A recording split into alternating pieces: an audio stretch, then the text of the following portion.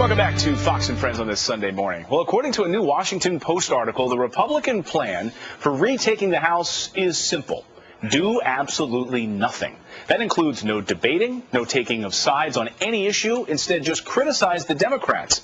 Well, this strategy lead to the Republican Party back to power in the House. Joining us for a fair and balanced debate right now, Alicia Menendez, senior advisor at NDN, which is a progressive think tank, and Stephen Crowder, columnist and Fox News contributor. Welcome to both of you this morning.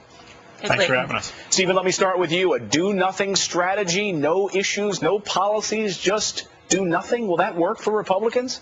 No, I think it needs to be part of a multi-pronged approach. Of course, they should distance themselves from Democrats, as displayed with this administration winning on Capitol Hill and not with voters. They clearly aren't the party of the people that they claim to be. But, of course, Republicans should focus on lower taxes, cutting the debt, and of course, strong national security to show that they are a party of ideas and not just the party of no. Wow, that sounds like a kind of a reversal, Alicia, from that side. What's your take on this?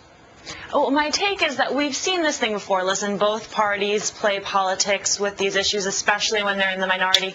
We've never seen, though, a party act as egregiously as Republicans have acted in the last 2 years, most recently voting against the extension of unemployment benefits for hundreds of thousands of Americans who are currently out of work.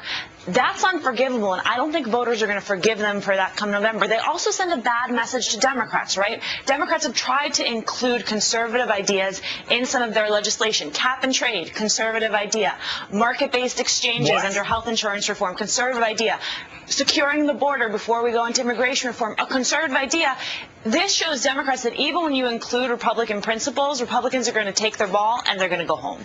I don't know about cap and trade. There's the famous cap and trade aid, if you're referring to those Republicans who direct aim have been taken on them and they're being fired upon by the conservative base. So I don't know where you get that from. Well, let's take a look at this poll. Maybe some people disagree with you, Alicia. Take a look at this recent Fox News Opinion Dynamics poll, which shows that 50% of Americans think that President Obama's or Democratic control of the presidency and Congress has been bad for the country. So, you know, given all these policies we were just talking about, American voters seem to be making up their mind. Are they wrong on this?